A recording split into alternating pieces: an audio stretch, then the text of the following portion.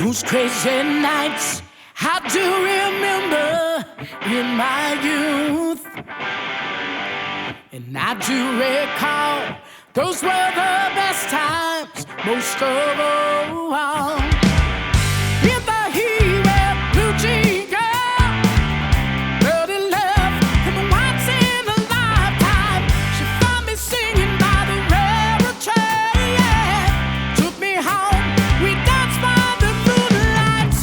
Those summer nights I call it stony love. Can't help myself, I'm falling stony love.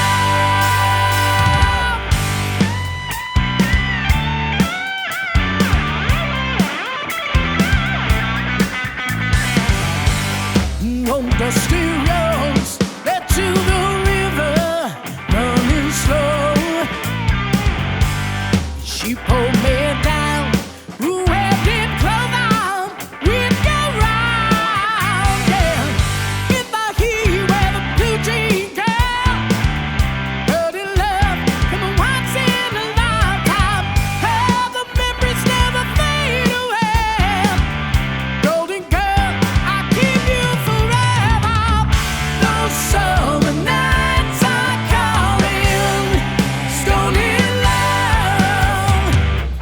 I can't help myself, I'm falling stony love.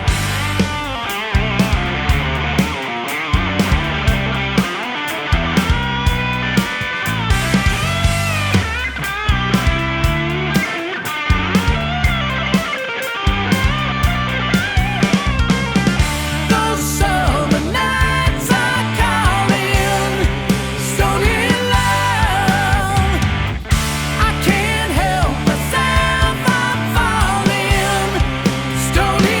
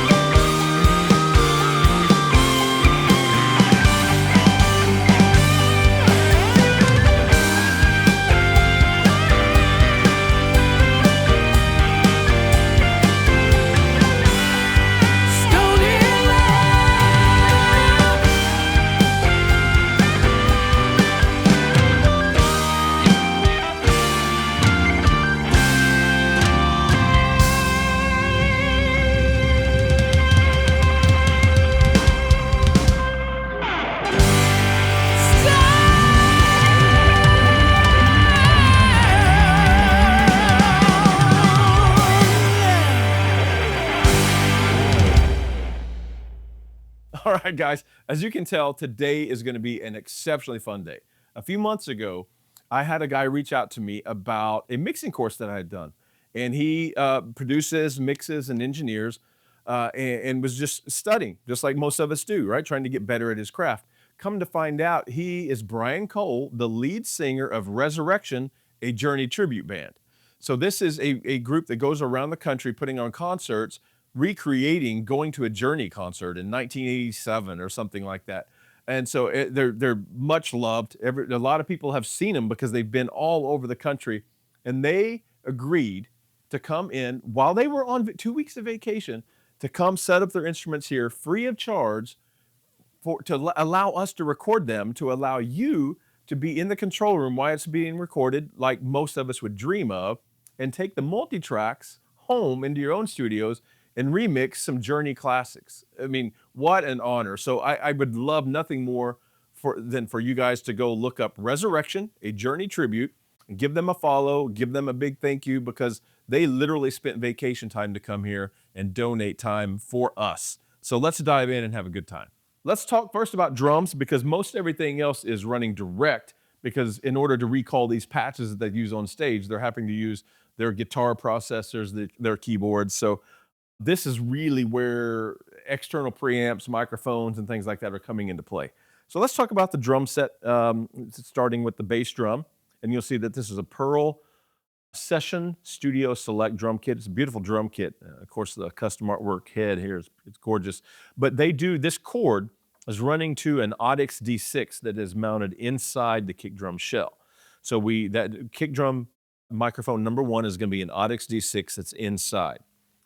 The second mic you get is going to be this. It's a Shure 52 pointed at the port, but just outside the port because it was kind of changing the tone of the drum. As you'll see, it's a small port. So if we had it inside too much, it was kind of choking off the air coming out of it, and it changes the feel of the kick pedal and things like that. So it's just outside the head, or the port rather. This is a FET 47 Neumann style microphone, but it's actually, I don't have the Neumann brand. I have the United Studio Technologies FET 47. So that's going to be the outside mic that you get. So you're going to get 3 kick drum mics, and I'm going to walk around the back, and why don't we start at the top? So I have Warm Audio WA84s. I do have, and they're in a spaced pair that's equidistant from the snare drum. So you may see them and they look a little off balance, but that's because they're measured to be perfect with the snare drum so that the snare drum is exactly in the middle of the stereo image and it doesn't seem to arrive in one side, sooner than the other. And you'll hear that in the multi-tracks. And the reason we use the Warm Audio, we do have vintage KM84s here, but we actually prefer these on overheads because the transformer is a little bit bigger than the original mic, and they round the transients just a little bit more, which we absolutely love. And then on the hat, we have the Lauten Audio LA120s. And the reason we use these on the hat and ride is because they're transformerless, small diaphragm mics that are very fast, very uncolored, very crystal clear, very transient rich. So when I think about a busier hi-hat pattern, and most of the time the hi-hat's bleeding into everything so much that you don't have the hi-hat on a lot, the microphone. When you do want the hi-hat microphone to be up, it's because you're looking for some kind of enhancement of the articulation. And so the transformerless, fast, small diaphragm does that for me with the Lauten. So I get that on the ride and the hat. The next thing, Max, let's talk about the snare drum. Or I'm sorry, the tom-toms rather. And these are pinstripe heads. They're Remo pinstripes, and the toms sounded so good. And these are AKG C414s, and I'm going to spin it around here. These are the silver face, not the gold version. I actually prefer the silver face quite heavily on most things. And of course, their pad is on as high as you can get it. And I do have them in super cardioid. These are multi-patterns. You can do a lot of different patterns and in between patterns even. And because of the proximity of like this cymbal here and the hi-hat to this tom, I felt it best to really focus the image as small as I could get it. So all 4 toms are in hyper or super cardioid. I forget which pattern these have. And spacing wise, I'm not pointing directly at the center. You see I'm pointing between the edge and the center. And I feel like that's a great combination. I get a lot of tone and sustain and bottom end, but I also get plenty of attack. But if I pulled it up a little bit more like that, pointing at the center of the head, I feel like at least with most of the microphones that I use, because I use condensers as much as I can, I get more attack and less sustain. And this is a good balance. And you'll hear when you pull up the tracks. I hope you love them because I thought the toms sounded great. And Max, come right over here and you're gonna be able to see let's start with the snare drum bottom. This is the Lauten Audio 308, and that's a condenser mic, but it's a very focused condenser mic with a small pickup pattern. It rejects things on the side. And the reason I love it so much on snare bottom or even snare top is because it sounds naturally EQ'd. I really don't have to do anything to it. It's got the perfect amount of upper mids and cut on the top. And then we go down here to my little trick mic that I've been using for a handful of years. This is a ribbon mic. This is the Cascade Gomez. And you'll see that it's pointing towards the bottom of the body of the snare. So I'm getting the shell, the snare wires on the bottom of the drum and the kick. And because this is a figure eight, here's the big deal. This is a null point. So the hi-hat bleed that's coming in from up here, you'll be surprised at how much hi-hat bleed. You put any other kind of microphone there and you think, man, that's not going to be unusable because of the hi-hat wash. But if you use a ribbon microphone, it's actually very usable. And I run it through a tube mic preamp and kind of grit it up a little bit and then crush it a little bit with an 1176. And it's a really cool kind of a lo-fi groove enhancer is what I call it. And then Max, if you want to come around here, if you can see it, there's a Loughton Audio snare mic. And it's just really great because it does what a 57 does. It's a condenser, but it sounds naturally EQ'd. So I EQ this less than I have to EQ a Shure 57 or so many other dynamic mics that I've used. I'm a big fan of, and the Loughton, they also have tom mics, and I have a set of 3 of those. So since I only have 3, we couldn't use them. But they've been really solid performers for us in that, just really great sounding condenser mic category for toms. And what I'll do is I'll step out here next and we'll talk about the room mics. And I have a spaced pair of Austrian Audio 818s in Omni with a major pad. I think it's a 20 dB. And this is the first time I've ever used these on room mics. So I don't know what they sound like either. And I just thought it'd be a fun experiment because I was kind of, when we were setting up, we thought, why don't we change something up from the day-to-day thing that we usually do. Usually I use 87s because they got that mid-forward thing. I'm not looking for a lot of top end from cymbals and things like that. So we'll see what these sound like, but they're an Omni, and we'll talk about what we're doing on that side of the glass, but they do have some compression applied. Now this guy, when you get this track, this is the mono, you're gonna see a track that says mono room. This is the Warm Audio WA44 ribbon mic, and it's a recreation of the old classic RCA 44. And because it's a ribbon mic, you know that means it's capturing what's in front of it and what's behind it and nulling out what's on the side. So you're going to have, some direct but spaced direct, as well as capturing the ambience of the back side of the room. This is a very ambient room. Lots of exposed wood, 24-foot ceilings, and so it's a fantastic sounding room. So I think you're really going to enjoy the room microphones. And when you get this microphone, it's not going to be compressed or EQ'd at all. It's going to be raw, so you can crush it as much as you do or don't want to, depending on what kind of a mix you're trying to achieve. So that's the drums on this side of the glass. So we'll go in the control room and we'll talk about it in there. Okay, let's talk about what we have going on this side of the glass. And speaking of glass, I'll put on my glasses so I can see better. Okay, so starting with the first thing we talked about out in the room was their kick drum mic that was built inside the kick. I have the DIY Neve 73 style preamp. And this is kind of new to me, but it sounded great. It sounded like a Neve. So that's what we have going on the preamp. And then we jump over here for the EQ, and I have an API 550A with about 6 dB cut at looks like 400 cycles, a little bit of 4 dB of 50. And the top end was flat. So it's going to be EQ'd, but not compressed because it was kind of a last minute decision when we realized they had that in the drum. So when you get that, it doesn't have a compressor on it unless I print it through one, just so it's like all the others. Let's talk about the other drums. Or the other kick drum mics. So the B52 is going into the Warm Audio 73, and the FET 47 is as well.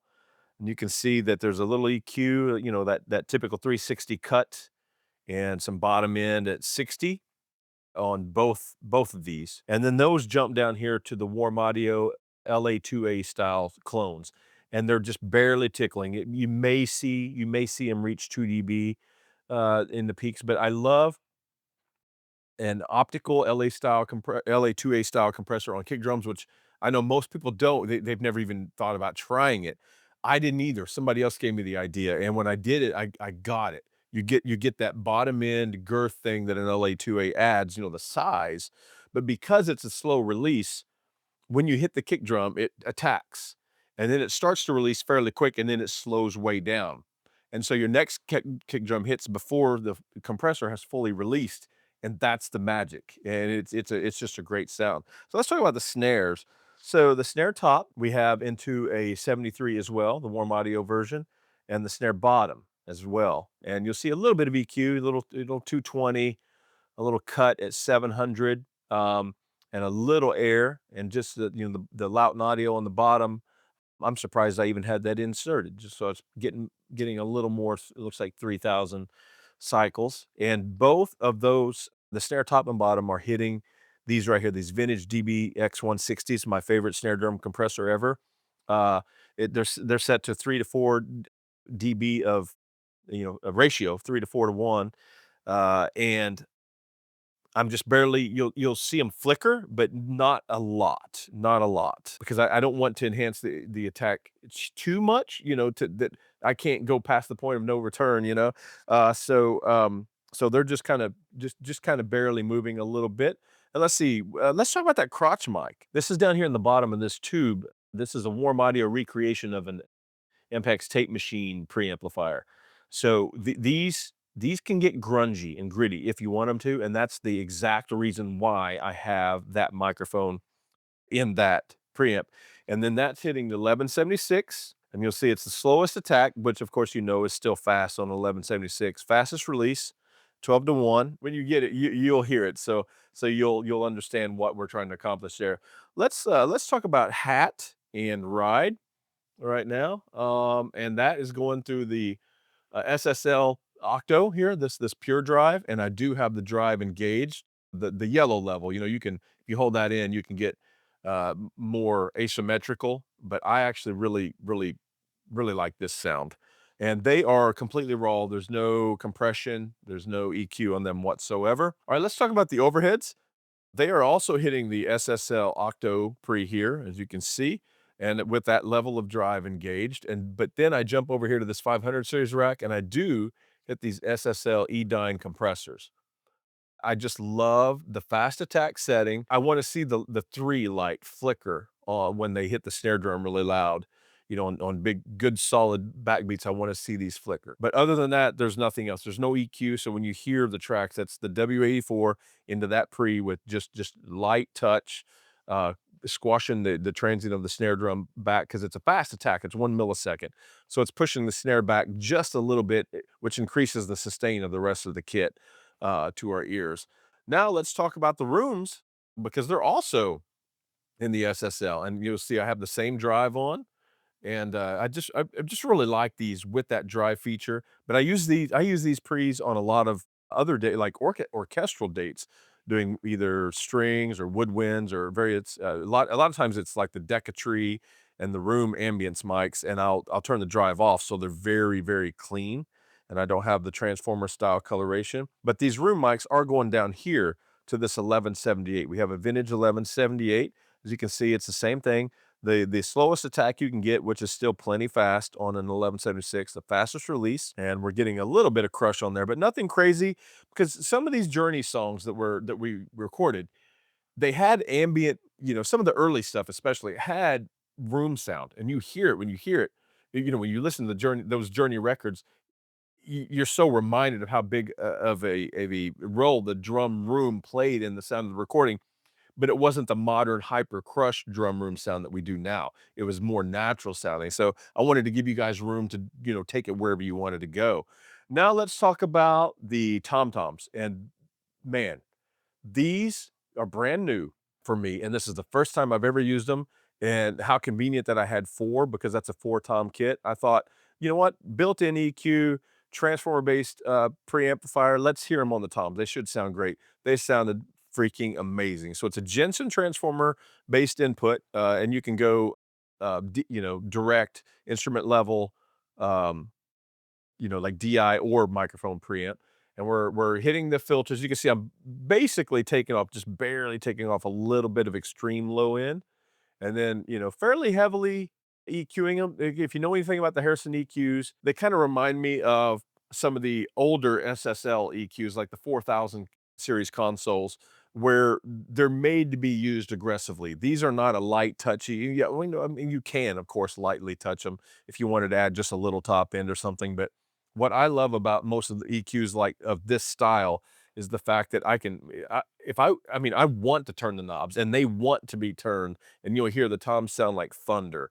So just fantastic. Lastly, let's talk about that ribbon mic that I had out there, the WA44, and that was going into this Dan Alexander piece.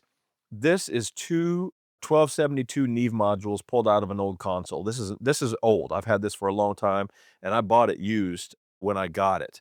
And so it's basically hitting, basically a 1073, but with that stops at 50 dB of gain, which I won't get into the technicalities of it, but 1073 is a 1272 with more gain than 50 dB. But other than that, it's the same circuit. That's why there's the off position when you get on a normal 1073. But that's into there with no EQ, no compression.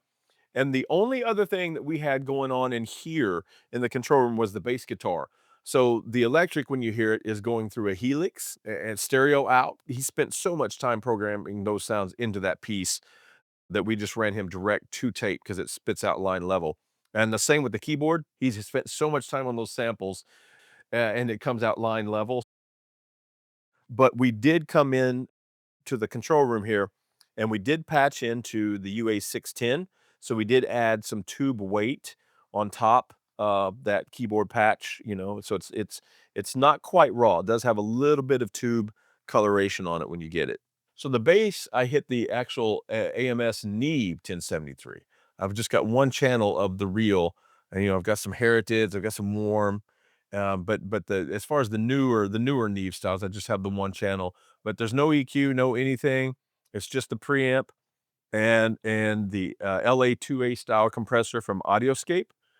And he actually out there, he does have some of his own, it's Journey. So some of those sounds have some flanging, coursing things going on. So he had his own box that was coming out. And so we just, provided the chain on this back end. But we're really happy with the sound of the tracks. The vocals. Let's talk about the vocals. When you get those, because Brian can sound at times so much like Steve Perry. It's really fun. So because some of those Steve Perry, the Journey songs are so belty that Brian is really belting. And so I wanted a very clean preamplifier. So one of my, top two or three go-tos that we use here in the studio is this Moog Pre-Q, and it's two channels of preamp, and also you have some EQ built into it as well, which of course we weren't using anything but the high pass filter. But so I'm hitting that for the preamp, and then that was jumping at that when we did vocals, we were not using the bass guitar chain, so we patched into this and was getting, I would say 3 to 5, maybe 6 to 7 dB of compression at times. It's just such a good sounding piece. I can get heavy, pretty heavy handed on the compression with this piece if I want to. The Audioscape is built well enough to do that. I hope you guys enjoy these multi-tracks because we had a blast recreating them for you guys. So that's a little look at what went on inside the control room.